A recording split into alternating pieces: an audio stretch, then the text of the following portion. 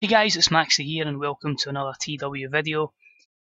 As was pointed out by The Who, we are 3 years behind the times, but here we are with our first all-female pay-per-view on the WWE network. It is WWE Evolution 2021, because that's how far we are in this save. So, I did promise that I was going to get it done. I'm hoping it can do justice. I certainly feel like we've got the talent to pull off a good pay-per-view here. It will also introduce you to the depth of the women's roster and a lot of the wrestlers you maybe don't see on the pay-per-view videos because they're plodding along on the Women's Revolution show, building up overness and not quite at the level ready for pay-per-view. So, without further ado, we'll jump into the video and yeah, let's hope it is a monumental occasion. So, it is brought to you from the Liberty Bowl Stadium in Tennessee.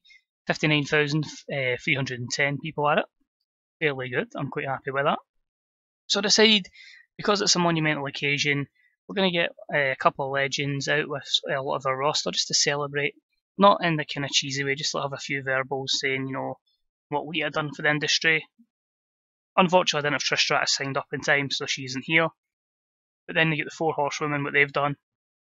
Becky, Lynch, Charlotte, Bayley. Bit of tension between them and Sasha Banks because what's previously happened.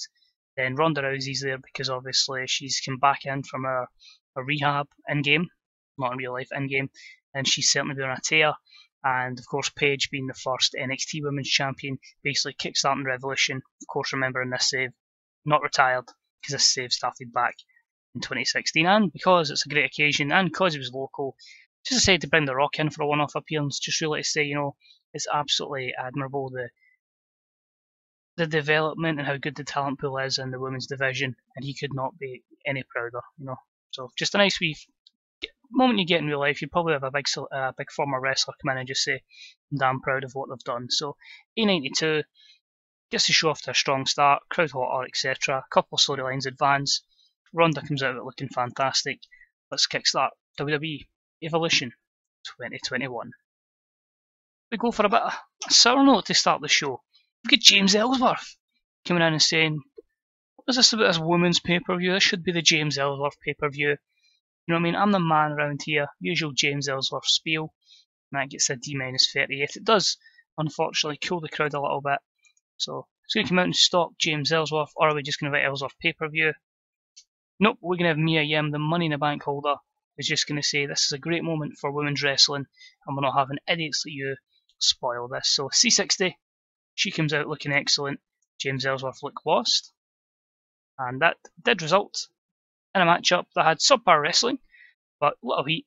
And it saw Mia Yim defeat James Ellsworth in 6:01 by pinfall. Like very good B-73. Ellsworth, of course, not going to be over. Not great performances. I basically got him in losing matches every week. So, a good opportunities for Mia Yim in this storytelling match. And a fairly respectable opener to the pay-per-view. Next up, we've got a promo with the hot mess, Laurel Van Ness. Really struggled for a new name for her, so I thought, you know what, just give her TNA name. So Chelsea Green in, now repackaged as Laurel Van Ness. C+70, she's going to go one-on-one with Emma. So that's a good angle there, gets the crowd hotter. Slowly but surely building her up. She's basically a demanding diva. To add a bit more depth to it, we were going to bring her in with Zack Ryder, obviously our partner IRL, but Ryder is on a written contract with Ring of Honor in this. So I was looking through the section in TW where it says, you know, hidden gems effectively. And there was a former name in there that stood out, and it was Lucky Cannon, or Johnny Eminger, I believe his name is. Thought, you know what, let's bring him in. Bring him in as a ladies' man. That was his gimmick, so he's a ladies' man, the boyfriend of Laurel Van Ness. We've got Lucky Cannon in 2021 on Monday Night Raw. Crazy. Laurel's match, anyway, was actually part of a 6-man, or 6-person in this instance, and it was her teaming up with the team of Mandy Rose and Sonya Deville as they took on the Aussie trio of Emma and the iconic duo, Peyton Royce and Billie Kay, and it was a subpar wrestling match with little heat. And the heel team of Laurel Van Ness, Mandy Rose and Sonya Deville defeated Emma and the iconic duo in 13:31 when Laurel Van Ness defeated Emma by pinfall. C plus 70 is pretty good. In terms of in-ring performance, Emma's the weakest, being off her game, and she's predominantly putting these talents over. We'll probably give her another push. I mean, she's a former women's champion for us, but it's all about bringing through the younger talents here, which of course would be Van Ness, DeVille, and Rose. All you can see there pretty good in terms of their in-ring performance. A few negatives: poor momentum, poor gimmick for Emma, but overall, continuing a fairly decent start to our women's pay-per-view. We kill the crowd again with another hype angle. This one's for Barbie Hayden. Now, the character we're portraying with Barbie is her basically saying for years people have looked at her and just went, they just think she's all looks, she's a Barbie doll. Not the case at all. She's someone that's determined to prove it wrong, that, despite what her name is, despite how she looks, she's still going to be one of the best in the ring, not just eye candy. So that's her character. And she got a D44, so I've not long debuted her, maybe 3-4 weeks. And her match was against Asuka. I know people are thinking, how the hell has she just defeated Asuka with a surprise roll-up in 11:58 with a C-54? Because Asuka's nearly 40, the lure and the aura around Asuka has been pretty much demolished by me, I'm afraid. She had her good runs, but now she's officially, because of her age, putting people over, effectively playing a player coach role, and she puts over Barbie Hayden here with a good win for the newcomer to the WWE. Next up, we've got Alexa Bliss. She's cutting a promo on her upcoming match with Nixon Newell. The crowd hot her to a B-74. Alexa's been pretty much doing nothing for 2 years. She had a good run at the start. She's now 30. So we've given her this opportunity, and it was a match that had subpar wrestling and little heat. We saw Alexa Bliss defeat Nixon Newell in 13:43 with a handful of the tights, meaning Alexa wins the NXT Women's title. B-71 is good. Decent in-ring performance. I felt with Alexa, because we've not given her anything for really two and a half years, our record's terrible. I feel like it's probably time we give her a chance to push forward. She's not going to get it on the main women's roster at the moment. There's too many heels that are over, but she's certainly someone that can get over with good matches and a good mid-card program, and that's why we've given her this NXT Women's Championship. It was an okay run for Nixon, a few defences of the titles on NXT and on the Women's Revolution show, but she still needs a bit more development before she goes forward as our NXT Women's Champion, and it's again an opportunity to bring a bit more prestige to that championship as well. Next up, we've got an angle, and it is a promo between as they're known in real life as the Riot Squad. In this, they're known as We Only Live Once, because Liv Morgan was the most over, and Ruby Riott was the last one to make it to the main roster, so she was kind of like the lesser of the three. Certainly not the case now, but a B+88 as they get ready for their 6-person tag against Isla Dawn, Bayley and Paige. You can see here, Liv Morgan, in fact all three of them actually improvise well without a script. This is because Sarah Logan prefers non-scripted promos, and yeah, Angle, get the crowd hotter, and hopefully this should be a good 6-person tag. Overall, I'm pretty happy with that. About that had decent wrestling, didn't have much heat, and it was the heels who only live once, defeating Paige, Bayley and Isla Dawn 14:55 when Ruby Riott defeated Bayley with a hi-de-ho. Paige was obviously head and shoulders with everyone. Isla Dawn still getting over. But overall, the B80 is good. Isla off her game, so she maybe needs to improve in the bigger pressure situations, but still plenty of time. She's only really just started getting a push the last 3-4 months. You can see there, Paige is really good. All of the Riot Squad are We Only Live Once over a 70 rating. Bayley's been jobbing out a lot, but maybe one day we'll get a wee birth of Bayley, but I think it's a case of just making her continually lose, and then she'll just snap one day, or just the crowd will get behind her. We'll find something, hopefully, more than the WWE have. Next up, so I've kind of put this angle in the wrong place, but it is basically a fatal 4-way match for a new championship. 2 people celebrate for the fans after the match, so that's cool. It's the 2 baby faces in it, so I made an ass of that, B+85. You'll see why though. It was for the new WWE Women's Television Championship. It felt like the Women's Revolution. Brand needed a new title in the mid-card, so everyone was not really doing nothing. There's another championship there. And About that had decent wrestling, but didn't have much heat. Saw Toni Storm defeat the talented Rhea Ripley, Melissa and Nikki Cross in 14:31. when Toni Storm defeated Melissa by pinfall. She's the champ. Her and Rhea Ripley after the match celebrate, two baby faces. Overall, pretty good. A B80. Toni Storm gets a 77 despite being off her game. Other good performances, all four to be honest, really well there. No skill improvements, but a nice way to debut a new championship that's picked up by Toni Storm. Then get Sasha Banks cutting a promo on Charlotte. It's at a B plus 88. This storyline was basically at our last pay-per-view at SummerSlam. Well, SummerSlam, I believe. We had the matchup where Sasha turned on Bayley and Charlotte. So Charlotte's obviously had a vendetta against Sasha since then. And of course, a big match for the big occasion. Decent, not amazing. I was kind of hoping they'd maybe get close to an A, but still, when you look at where the women in terms of match ratings were at the start of this save to now getting B82s and being disappointed with that is obviously a sign of how well they're doing. Decent matchup. Charlotte defeats Sasha in 22-21 with a figure 4. Good performances, an 85 to an 80 on Charlotte. She picks up the win. She's had a few defeats because we've been trying to just get people over at her expense, but they are all on the cusp of like 80 odd overness, so they are in a good position. And yeah, no real negatives there, just didn't really draw what we'd hoped. Leads us to our main event, Becky Lynch promo. Becky is just over like nothing else. She's like nearly 90 over, so an A-star 98 promo, just saying she's fed up around Ronda Rousey, the hype round about her. She's going to make Ronda Rousey tap and show she's the dominant female on our brand, and of course we'll need to change her gimmick after this event. Hopefully gets a lot more heat to the storyline, so the storyline can make a good match. Let's find out. This is our main event. This is the big one. There we go. Could have been a wee bit better. I was hoping for a wee bit better, but I'm still pleased with that. I mean, an A matchup is fantastic. About with great wrestling and good heat, and we see Ronda Rousey defeat Becky Lynch in 21:43 by submission with an armbar. Ronda Rousey wins the WWE Women's Championship title. So a fantastic A92, a 94 performance for Becky, an 87 from Ronda. Only negatives here, inconsistencies from both ladies.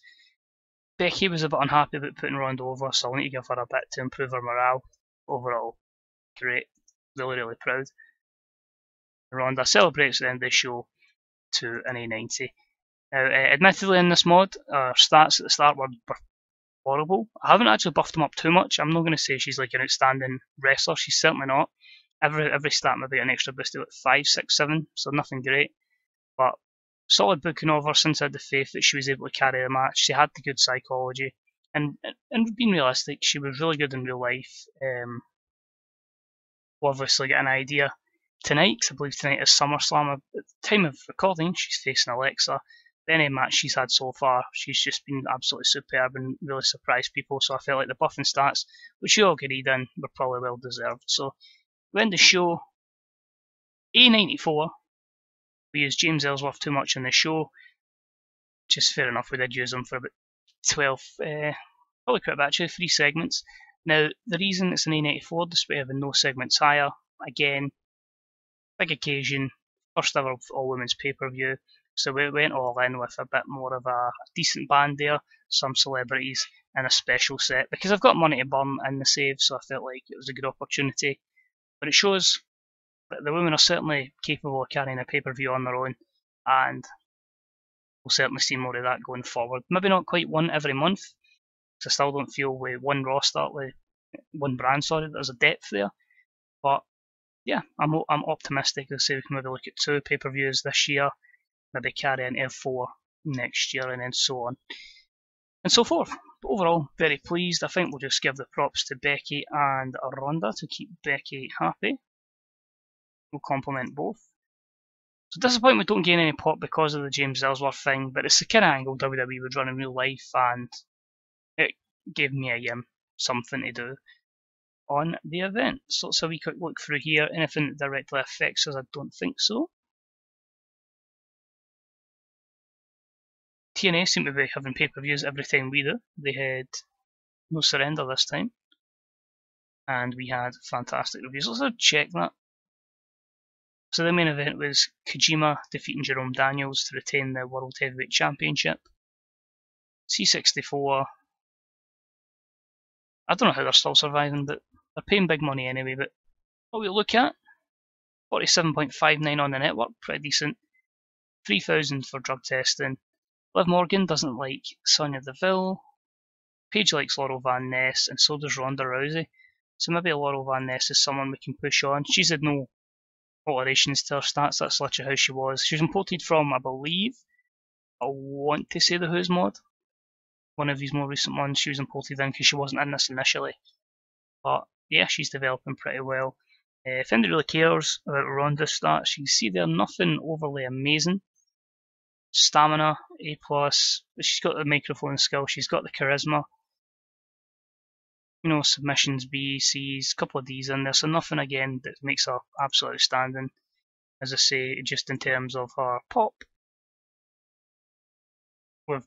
that's a big factor in why she's getting such good ratings, because we're pushing her, we've gave her feuds, she's got high momentum, all of that accounts to, getting someone over and getting the best result. If we look at her match history as well, 14 wins and 2 losses, and I believe her losses are only,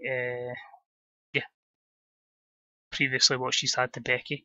So she's not lost since we brought her back in June. So again, high momentum, doing well. Matches, you see that there. She should be getting a much great, the likes of a match against the talented Rhea Ripley should be fantastic. They're putting her in with Kevin Owens, Bo Dallas, etc. Daniel Bryan, there's a Kota Ibushi in there as well. It's only going to help her. So that mixed match challenge, pretty much because she won that, done her the world of good. But you can see there, a couple of wins, just not getting used, losing. She's even got a defeat there to Peyton Royce. She's got defeats there to, just never really used it at the start because we weren't sure how she was going to be. And obviously she had all the problems in game, but she's over that now. And yeah, hopefully can be a valuable asset for the company. That's it. Everything's going well. Becky's not unhappy, so I'm pleasantly surprised at that.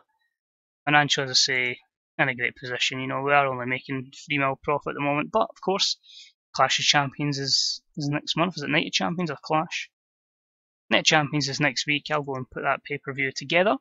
Probably see a rematch between Becky and Ronda on that, and it hopefully should be a stellar pay-per-view. So yeah, to end the show, I just want to have a quick look then and see the championships just in our women's division. So one defence for Nixon. We're going to have to really build that prestige up with Alexa. Certainly can seek to do so. I mean, this is a long time, this database, so a lot of the title belts are old, but I'm quite happy to keep it like that, because I say it's a different universe from obviously real life now, as we've panned on. Where are we? Women's Championships are Ronda Rousey, A90. That title should have had good prestige over time. Fairly decent. That's good to see. Becky in her third title reign there, had it since WrestleMania. Of course, your Women's Money in the Bank, Mia Yim, at C+70. Charlotte and Bayley are our Shine Tag Team Champions. They're doing not too bad.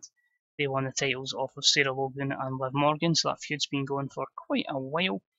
And the Women's Television Championship formerly was, I can't even remember what title belt it was, but didn't have the great prestige, still doesn't have great prestige, but we'll seek to have Toni Storm defend that on a regular basis and build it up. I just like the look of the title, AIW Women's Championship, I believe. I just felt that might not even be AIW, that might just be, I think it is. Honestly can't remember now, but there's its title history anyway. Actually some decent names that have held it there. And yeah, that's pretty much the state, of course, of the women's division. Great position to be in. And of course, we're only a couple of weeks away, maybe 8 weeks away from the 4th annual Mae Young Classic in November. Can Sasha make it 3 out of 4? Or can someone now pick up the win and take themselves into the main event picture? So that's it for this episode, guys. Cheers for watching, it's much appreciated. If you enjoy it, please drop a thumbs up. Any shares are much appreciated, as are subscriptions, because I'll keep you updated in any TEW videos. These will predominantly go live on a Sunday, but we'll have other content during the week as well as some Football Manager stuff. The question I'm going to leave you before I end the video is, have you booked a full women's show yourself, a full women's pay-per-view? Let me know how it went, if you've got any gayazos, or if you just want to type it in the comments section. Let us know how the event went down. Did you gain pop from it? Generally, just if you've tried your own WWE Evolution or any other type of women's pay-per-view, let us know how it went. But it might be in a different company as well if you went a Knockouts only night or whatever. And also, because I'm looking to do other female pay-per-views down the line, any names you would like to advise for future women's pay-per-views, let me know. And if you've got any match predictions for what could be on a great card going forward for Night of Champions next week. Obviously, the aftermath of SummerSlam from last week's video. So if you've watched that video, which was class, if you haven't checked it out, check it out. But if there's anyone you think could be going together in matchups, let me know what you think the card's going to be, and we'll see who gets the closest. But cheers for watching. Let us know how your TEW saves are going. Let us know what you think of wrestling. Enjoy SummerSlam tonight, unless it's been postponed, which I'd be very surprised at. And for always and ever, keep it tight. See you later. Bye bye.